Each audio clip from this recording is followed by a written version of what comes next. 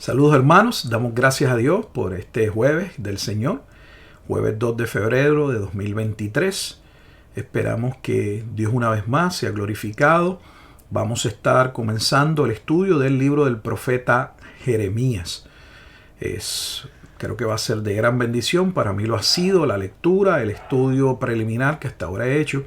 Y vamos a estar exponiendo este libro y mostrando la importancia del mismo como fundamento para entender mucho del contenido del Nuevo Testamento con relación a la venida del Hijo del Hombre y con relación al juicio que se lleva a cabo en el libro de Apocalipsis. Vamos entonces a comenzar con una oración y comenzamos.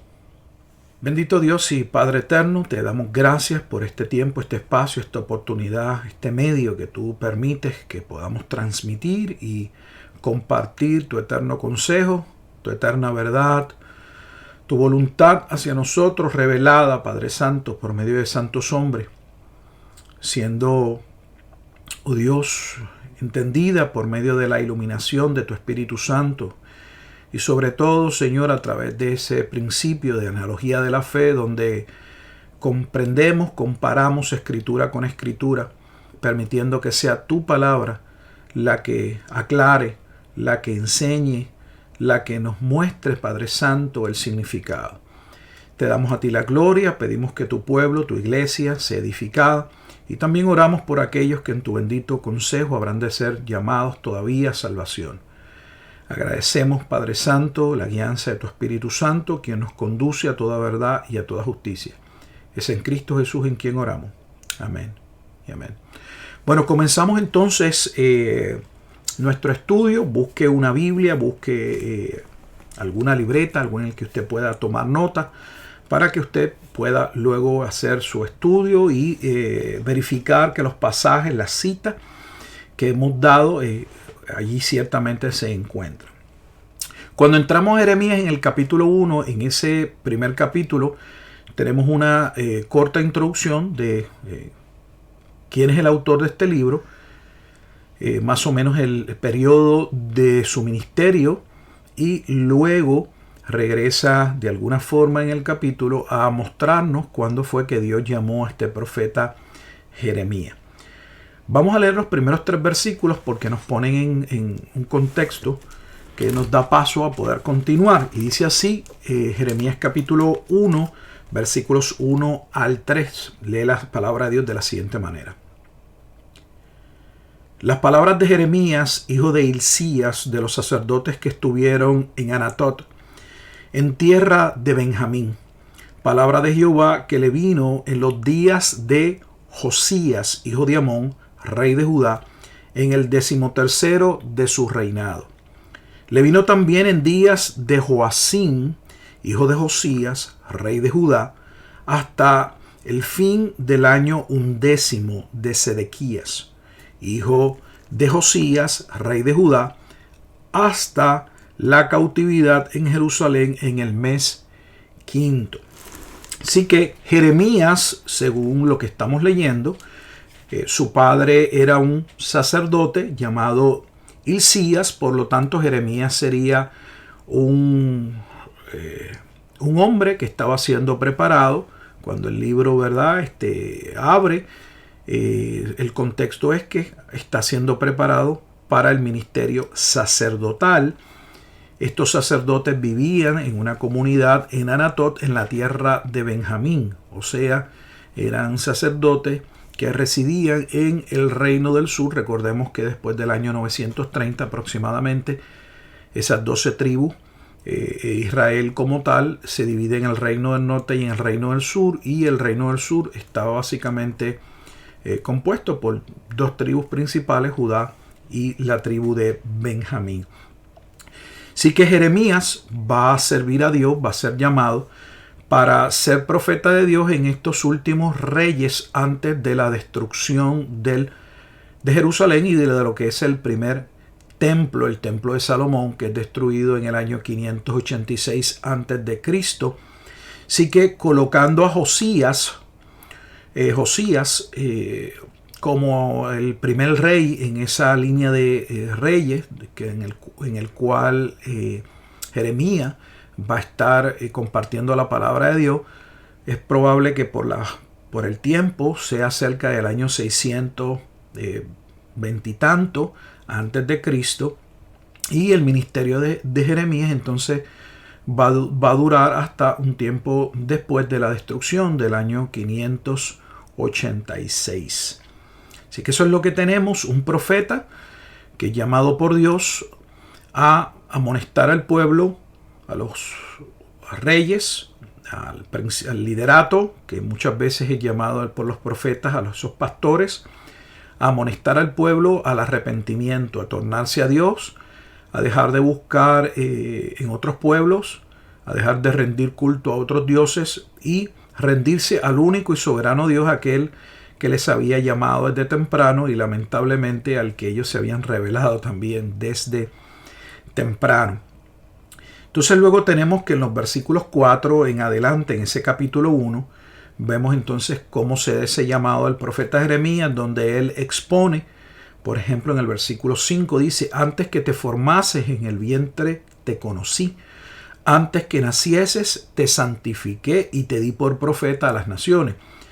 Así que aunque Jeremías estaba siendo preparado por su padre para servir en el templo, la realidad es que este sacerdote sería principalmente llamado a comunicar el mensaje o la palabra de Dios al pueblo. Y tal cosa no la había escogido el profeta Jeremías, ni lo había escogido su padre, sino que Dios le había elegido, le había llamado y en su momento determinado le comunicaría a Jeremías la intención, el propósito que tenía con relación al pueblo. Jeremías, cuando es llamado a una edad temprana. Por eso el libro en el versículo 6 del capítulo 1 dice: y yo dije, Señor Jehová, he aquí no sé hablar porque soy niño. El versículo 6 no está diciendo en ningún momento dado que Jeremías fuese, no sé, un niño de unos 6, 7, 8, 9, 10 años. La expresión no se usa en ese sentido. De hecho, podría ser muy bien colocada como joven. Es muy probable que Jeremías tuviese en este tiempo, cuando va a iniciar su ministerio, alrededor de unos 20 y tantos años. Podría ser que Jeremías haya escuchado o haya sido desde temprano, haya escuchado la voz del Señor. Eso podría ser, pero en el tiempo en el que el profeta va a iniciar su ministerio per se, ya es de unos 20 años, así que no estamos hablando de un niño. Es importante que lo destaquemos y lo entendamos, porque algunas personas utilizan este tipo de versículos para luego entonces justificar ciertos ministerios y exponer a niños como si ellos pudieran predicar la palabra de Dios, porque bueno, si Dios llamó a Jeremías, ¿por qué no puede usar a mi hijo o a tal niño dentro de la congregación? Debemos tener mucho cuidado.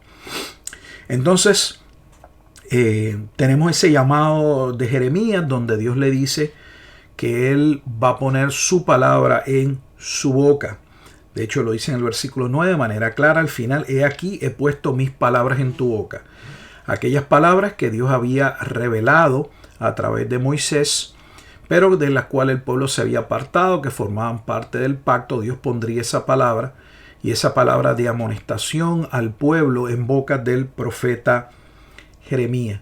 En ese capítulo vamos a tener dos visiones. La visión del, podemos ver en el versículo 11, la vara del almendro, y luego en el versículo 13, de una olla que hierve. La del almendro solo tenía como propósito mostrar que lo que iba a ocurrir, lo que se iba a profetizar, no era algo que iba a tardar muchísimo, era algo que iba a suceder en un tiempo relativamente corto. Y lo de la olla hirviendo era ya haciendo mención al juicio, a la devastación, a la destrucción que experimentaría la ciudad de Jerusalén y la destrucción del templo por causa de su rebeldía, de su maldad, como usted puede notar en el versículo 16, y a causa de toda su maldad. Así que se va destacando ese juicio que vendría El versículo 19 dice, y pelearán contra ti, pero no te vencerán, porque yo estoy contigo, dice Jehová, para librarte. Aquí no está hablando de la ciudad, de que Dios libraría la ciudad, sino donde Dios libraría al profeta Jeremías, porque de antemano le va a señalar que su llamado, lo que él ha de proclamar, no va a ser aceptado y sus situaciones más difíciles van a ser con relación al pueblo, ese liderato que va a rechazar la bendita palabra de Dios. Entramos al capítulo 2. ¿Y qué tenemos en el capítulo 2? Bueno, en el capítulo 2 comienza entonces Dios a exponer a través del profeta Jeremías ese estado de infidelidad en el que se encontraba el pueblo, donde lamentablemente esta infidelidad no era nueva. Recordemos que aquel pueblo que Dios sacó de Egipto, luego lo destruyó en el mismo desierto, no entró. Solo un remanente que Dios escogió por gracia, que nació en el desierto, entraría con Josué y con Caleb. Ese remanente joven que entraría a la tierra prometida, comenzarían bien, pero posteriormente, igual que sus padres, se desviarían. El capítulo 2, versículo 1 lee de la siguiente manera y dice: vino a mí palabra de Jehová diciendo, anda y clama a los oídos de Jerusalén, diciendo, así dice Jehová, me he acordado de ti, de la fidelidad de tu juventud, del amor de tu desposorio, cuando andabas en pos de mí en el desierto, en tierra no sembrada. Así que Dios comienza a hablar, y esto es muy importante en el libro de Jeremías, de cómo el pueblo que estaba en una relación de pacto, cómo se va a apartar, cómo va a terminar siendo un pueblo infiel, y Dios va a comparar su relación con ellos para que ellos puedan entender como una relación marital. Esto es vital en el Antiguo Testamento, importante en el Nuevo Testamento.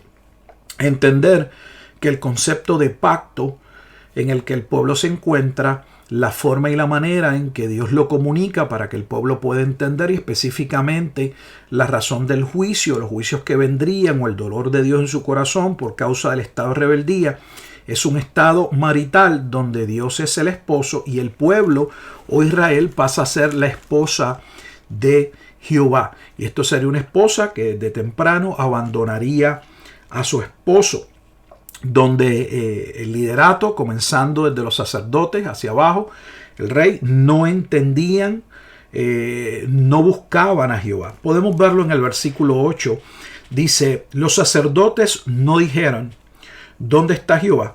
Y los que tenían la ley no me conocieron. Y los pastores se rebelaron contra mí, y los profetas profetizaron en nombre de Baal, y anduvieron tras lo que no aprovecha. Así que el pueblo comenzó a apartarse, y Dios les pregunta, ¿acaso alguna nación, ustedes conocen alguna nación que se haya alejado posteriormente, que haya cambiado sus dioses? Sin embargo, Israel, ustedes me han dejado a mí, el único Dios. El versículo 11 del capítulo 2 lo dice de manera clara y contundente con una pregunta. Dice, ¿acaso alguna nación ha cambiado sus dioses, aunque ellos no son dioses? Sin embargo, mi pueblo ha trocado su gloria por lo que no aprovecha. Dos males se señalan que el pueblo había hecho, y estos dos males nunca van separados, siempre van de la mano, y están en el capítulo 2, versículo 13. Porque dos males ha hecho mi pueblo. Me dejaron a mí fuente de agua viva, y cavaron para sí cisternas rotas que no retienen agua. Así que cuando el pueblo se aparta de la palabra de Dios, no solo se aparta de la palabra de Dios, el apartarse de la palabra de Dios implica, señala que no solo se han revelado, sino que han puesto, que están viviendo, que consideran vivir de una manera diferente, por medio de otra palabra, por medio de otro estilo de vida. Y eso es lo que el pueblo ha hecho. Ha dejado la palabra de Dios y se han dispuesto a vivir por medio de sabiduría mundana, tomando las tradiciones, en su momento dado de otros pueblos, y apartándose del único Dios vivo y verdadero. Lo que ya Dios comienza a decir es que esta infidelidad, este estado de rebeldía, Dios no lo puede tolerar y ha de castigarlos. Lo podemos ver en el capítulo 2, en el versículo 19. Tu maldad te castigará y tus rebeldías te condenarán. Así que el juicio que viene como resultado de que el pueblo se haya rebelado, se haya apartado, haya menospreciado al único y soberano Dios. ¿En qué estado se encuentra el pueblo y cómo va a ser juzgado? Si en el capítulo 2, en el versículo 2, se describe la relación del pueblo como una relación de pacto marital, entonces el hecho de que el pueblo se haya apartado de Dios y hayan comenzado a adorar otros dioses, entonces implicaba adulterio. Pero un adulterio que es considerado un estado de prostitución, un estado donde el pueblo se había convertido en una ramera, ya que se había acostado, se acostaría, tendría diferentes dioses. Es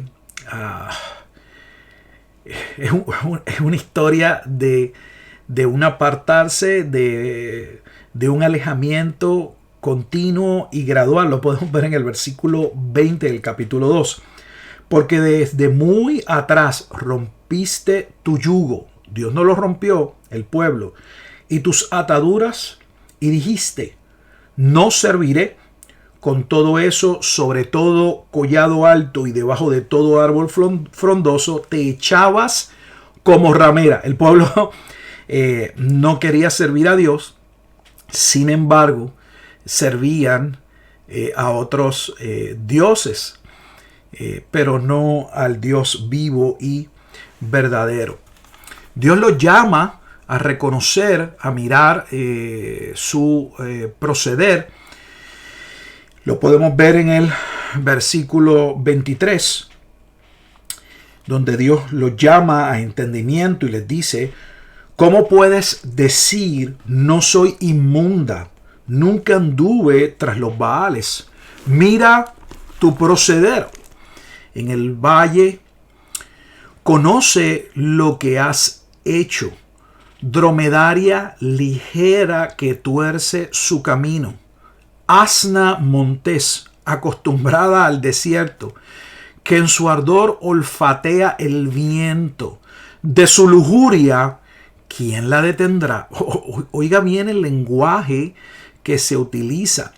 Todos los que la buscaren no se fatigarán, porque en el tiempo de celo la hallarán.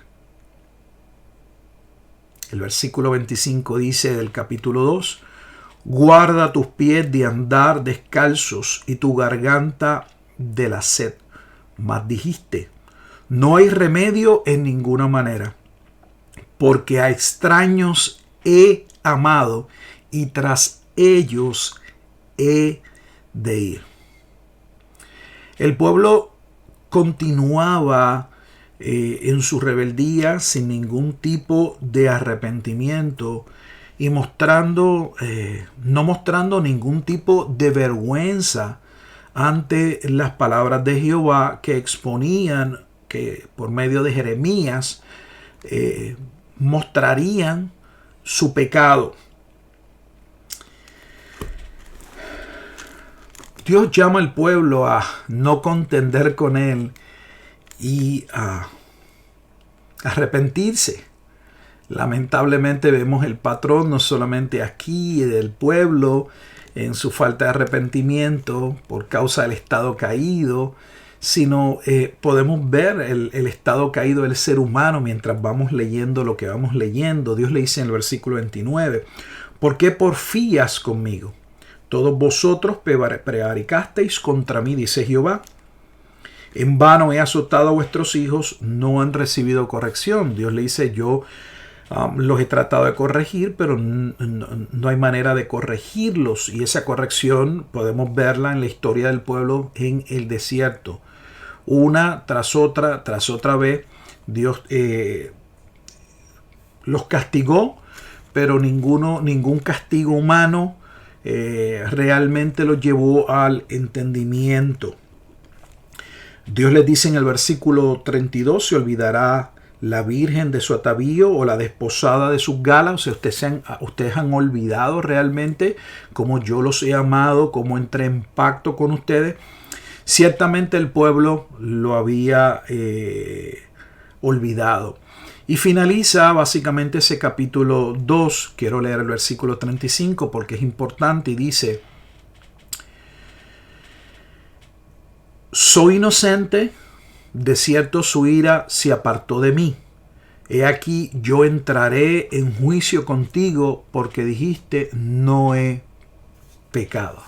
Así que si pudiéramos decir que el pecado mayor o el pecado que Dios no está dispuesto a tolerar es esa rebeldía, donde luego del pueblo ser señalado, ser llamado al arrepentimiento, no se arrepiente. O sea que no es solo su pecado lo que trae el juicio, es la falta de arrepentimiento ante un claro señalamiento de parte de Dios hacia el pueblo.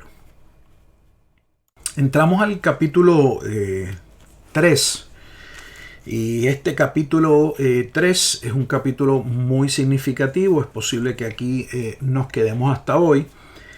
Aquí vamos a ver entonces cómo se describe, ahora con mucho más detalle, cómo se señala una y otra vez el estado de adulterio, el estado o la condición de ramera en la que se encuentra Jerusalén delante de Dios y la razón por la cual la ciudad una vez más será juzgada.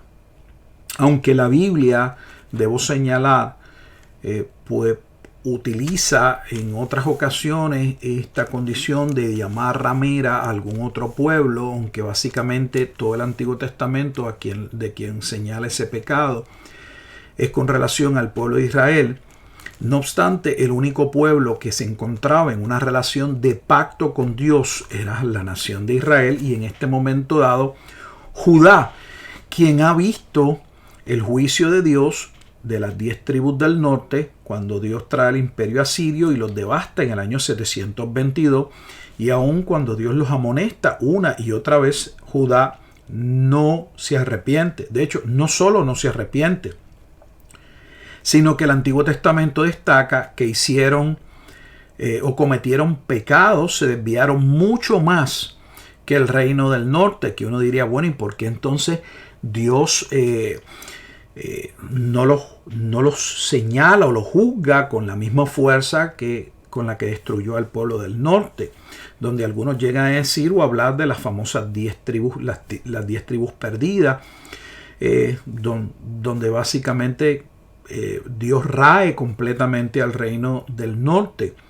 Sin embargo, la razón por la que Judá es preservado, o un remanente es preservado, debo decir, porque no es todo el pueblo, es por razón de que el libro de Génesis, desde el capítulo 49, cuando se habla de Judá, se dice que de la tribu de Judá vendría conforme a la carne aquel Mesías, aquel hijo de la simiente de Génesis capítulo 3, versículo 15, aquel que en la promesa que Dios le da a Abraham en Génesis capítulo 12, versículos 3 y 7, serían benditas muchas familias o naciones de la tierra. Así que esa es la razón por la que Dios está preservando a este pueblo en medio de su idolatría y su constante rebeldía, porque de la tribu de Judá vendría el Mesías. Vamos entonces a entrar al contenido de lleno de este capítulo 3 y empieza de una manera muy significativa, y voy a leer los primeros 2 versículos para que entiendan por qué digo lo que digo. Dicen: si alguno dejare a su mujer y yéndose ésta de él, se juntare a otro hombre, ¿volverá a ella más? ¿No será tal tierra del todo amancillada? Tú, pues, has fornicado con muchos amigos, mas vuélvete a mí, dice Jehová. Alza tus ojos a las alturas y ve en qué lugar no te hayas prostituido. junto a los caminos te sentabas para ellos como árabe en el desierto, y con tus fornicaciones y con tu maldad has contaminado la tierra. Para entender el significado y la profundidad del versículo 1 del capítulo 3, es necesario entender o tener alguna comprensión de la ley del divorcio de Deuteronomios capítulo 24, versículos 1 en adelante, donde allí se expone una vez más la ley del divorcio.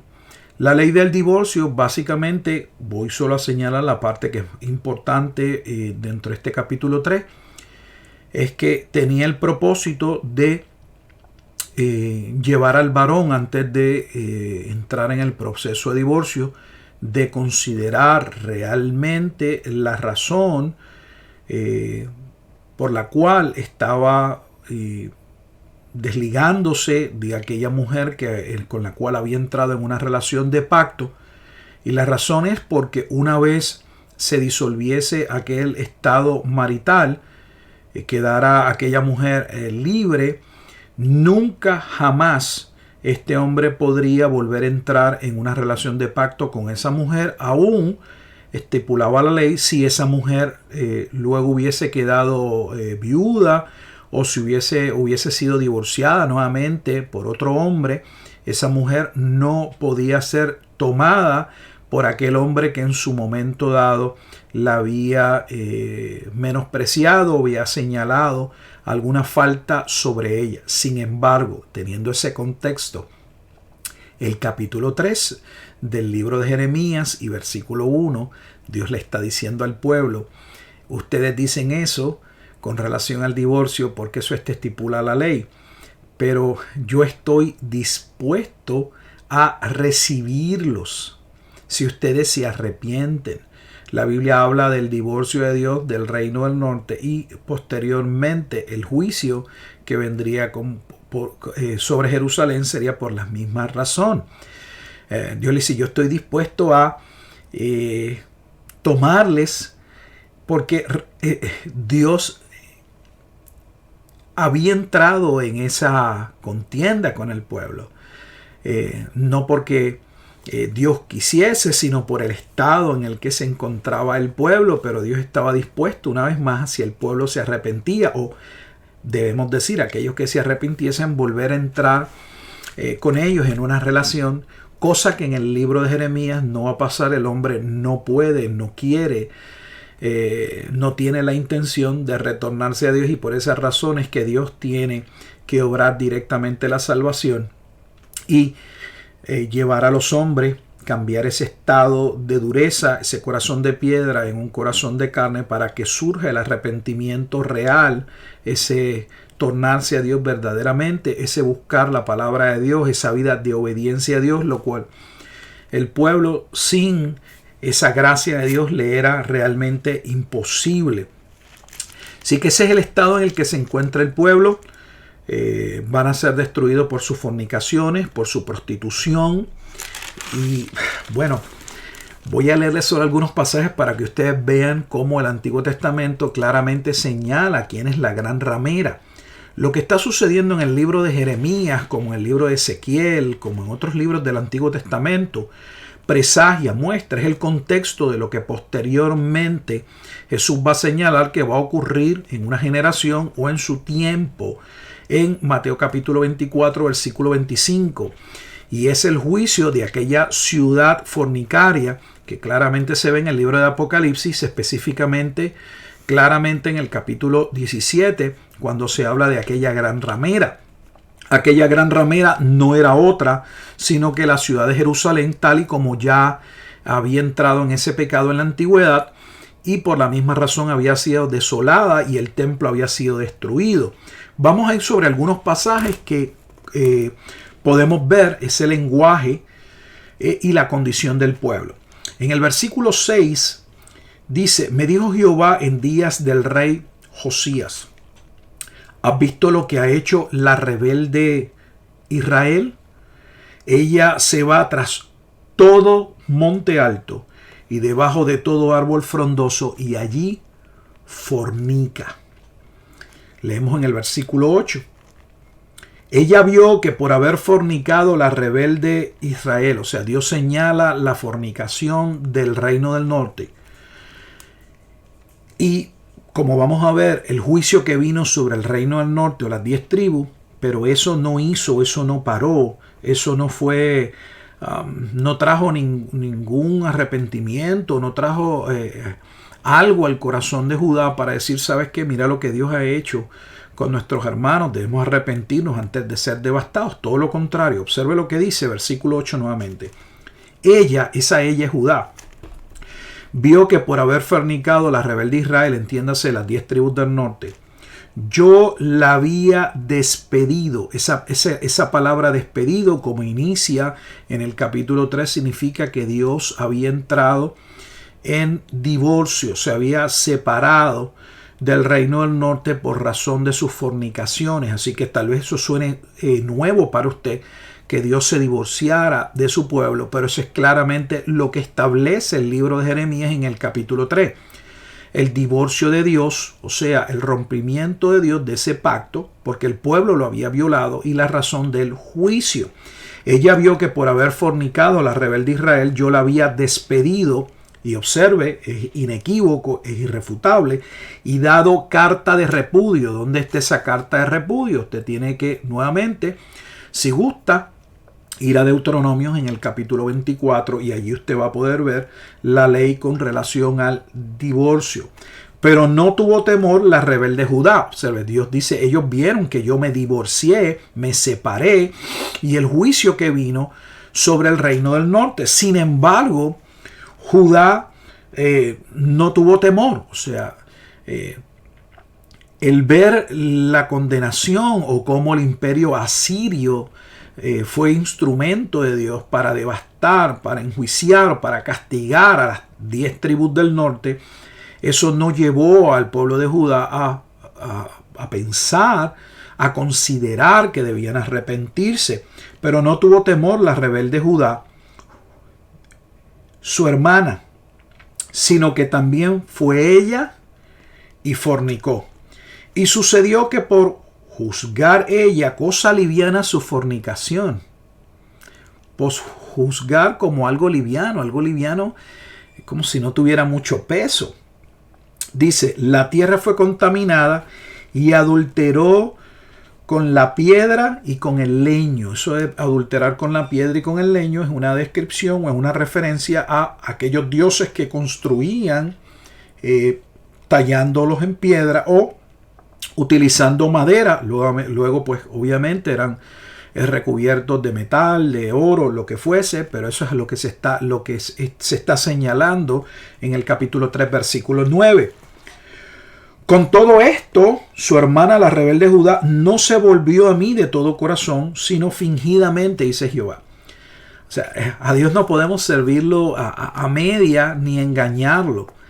Dios conoce realmente nuestro corazón y toda nuestra hipocresía religiosa que en momentos dados vivimos no señala, no puede cubrir nuestra maldad y nuestra lejanía en nuestro corazón. Y me dijo Jehová, versículo 11, ha resultado justa la rebelde Israel en comparación con la desleal Judá. Esas son palabras mayores. Dios les está describiendo cómo Él se divorcia del reino del norte y el juicio que vino por causa de su adulterio, de su prostitución. Y ahora está diciendo sí, pero en comparación con Judá, Israel ha resultado justa. Nosotros tenemos tendencia a hacer comparaciones entre pares y siempre podemos vernos justos siempre y cuando encontremos a alguien en un estado de pecado peor que nosotros. El problema es que nuestro juicio no va a ser en comparación con otro hombre, sino en comparación con la naturaleza, la santidad, con relación a el Dios que nos creó. Así que nadie será considerado justo delante de Dios. Por eso la Biblia dice, no hay ni uno bueno. Pero Dios, usando las comparaciones que nosotros tendemos a hacer, le dice, mire, entiende, Judá, tu pecado con relación a Israel es mayor. De hecho, el estado de las tribus del norte en comparación con tu pecado, Judá, no fue en extremo, no fue tanto. Continúa este capítulo 3, que es un capítulo muy importante, donde Dios está exponiendo su pecado, pero a la vez llamándolos al arrepentimiento, cosa que no va a suceder. El libro de Jeremías es un libro donde lo que vemos a través del libro es que el pueblo no oye la palabra de Dios, no quiere escuchar la palabra de Dios, no quiere arrepentirse, porque tiene un corazón incircunciso, lo que va a llevar al pueblo a la destrucción. En el versículo 13, Dios le dice, reconoce pues tu maldad,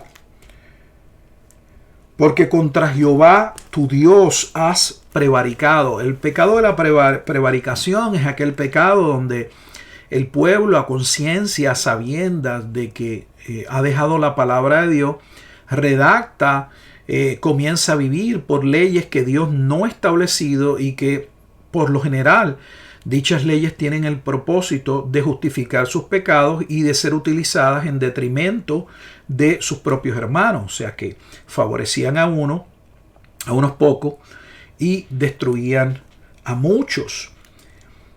Y fornicaste con los extraños debajo de todo árbol frondoso y no oíste mi voz, dice Jehová. Esa frase nuevamente de que el pueblo o la nación había fornicado de todo árbol frondoso es que en muchas ocasiones ese era el lugar donde entonces el pueblo llevaba a cabo sus servicios de idolatría, o colocaban sus dioses para adorar, para adorarlos y para quemar incienso, entre otras cosas.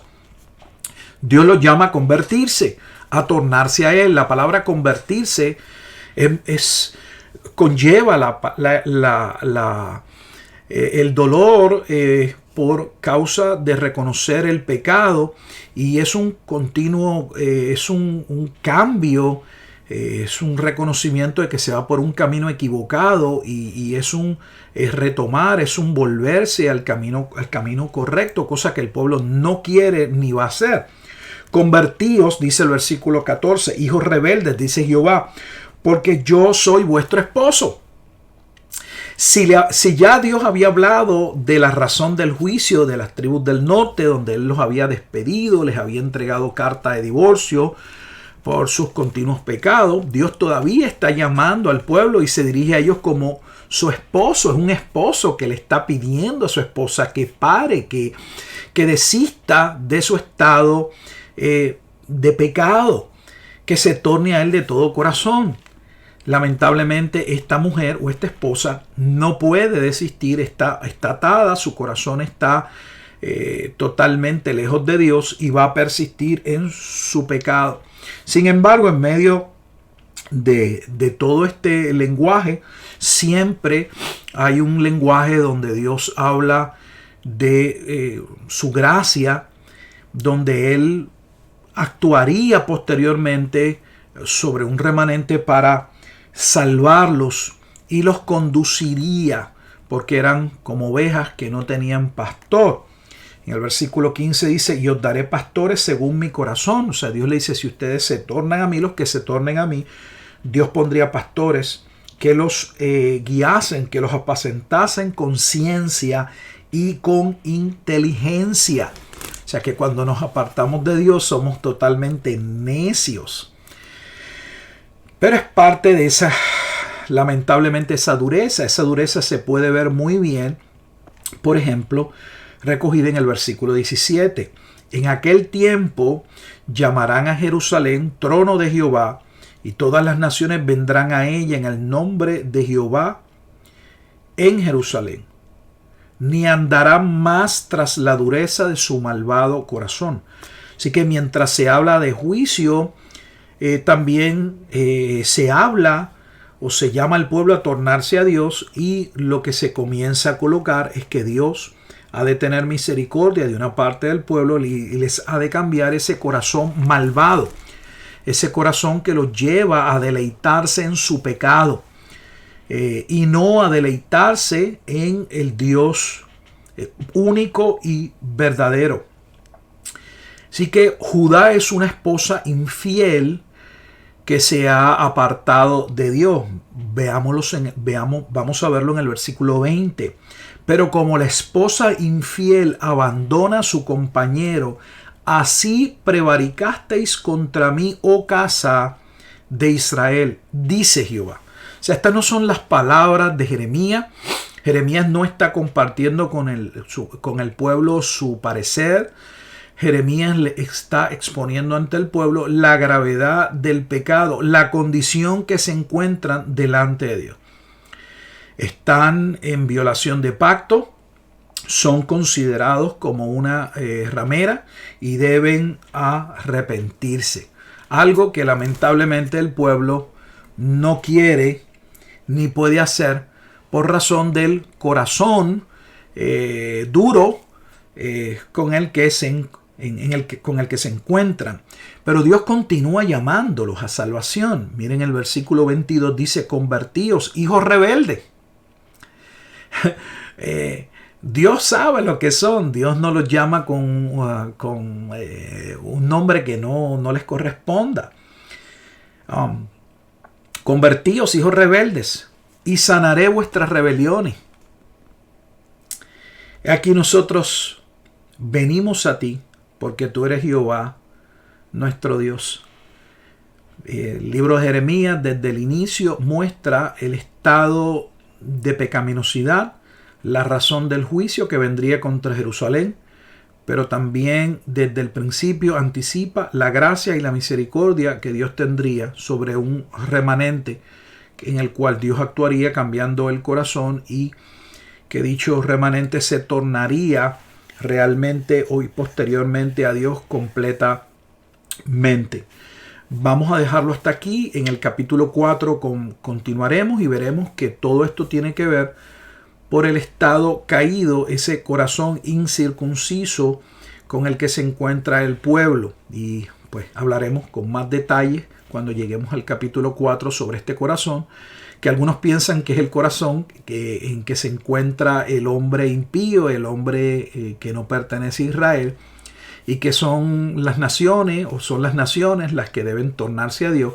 Sin embargo, la Escritura claramente muestra que todos los hombres, luego de la caída de Adán, nacemos con ese corazón rebelde, con esa tendencia a apartarnos, a rebelarnos de Dios, y que la única forma o manera en que podemos ser rescatados es si aquel contra el que hemos pecado, si aquel contra el que nos hemos rebelado, actúa en favor de nosotros en un acto que no merecemos. Por eso se llama gracia, salvándonos de esa voluntad caída, de esa condición en la que hallamos contentamiento, con nuestros pensamientos errados, con nuestras fornicaciones, en nuestro pecado, y no hallando contentamiento en Dios y en su bendita palabra.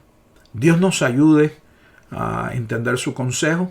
Vamos a continuar en el libro de Jeremías, libro que claramente expone una vez más el juicio que vendría contra la ciudad de Jerusalén y que llevaría a la destrucción del primer templo, todo lo que presagia, todo lo que es base y fundamento para lo que luego va a suceder en el tiempo del Nuevo Testamento, porque Jerusalén nuevamente sería devastada y juzgada esencialmente por el mismo pecado, por su rebeldía, por sus adulterios, por su continua fornicación. Pero también veremos que entonces esa misericordia que hemos hablado, esos pasajes que empiezan a hablar de la obra de Dios, cómo Dios levantaría una nueva Jerusalén, que sería formada, que sería redimida, que sería una nueva esposa. Y eso el Nuevo Testamento le llama la iglesia, el cumplimiento de aquel remanente profetizado en el Antiguo Testamento, que serían llamados a salvación, siendo compuestos no solo de judíos, sino también de gentiles. Bueno, continuaremos más adelante. Damos gracias al Señor, oramos para despedirnos. Padre, te damos gracias por este tiempo, este espacio, esta oportunidad que tú nos permites de poder ir estudiando poco a poco tu bendita palabra, tu eterno consejo. Agradecidos, Padre Santo, por esta revelación sin la cual estaríamos perdidos de tu palabra y no tendríamos fundamento, no tendríamos base, estaríamos ciegos para poder entender otras partes de la Escritura. Ayúdanos a interpretar Escritura con Escritura y a poder, oh Dios, Señor, mantenernos en tu bendito consejo y en tu bendita palabra. Agradecidos, Señor, pues hasta aquí, si tenemos ojos para ver y oídos para escuchar, no es porque nosotros te hemos buscado, sino porque tú has actuado a favor nuestro sin merecerlos para tu gloria. Que entonces, oh Dios, que a ti sea la gloria y la honra. Oramos en Cristo Jesús. Amén. Bueno, será hasta una próxima, amados hermanos. Damos gracias a Dios nuevamente. Adelante en el Señor.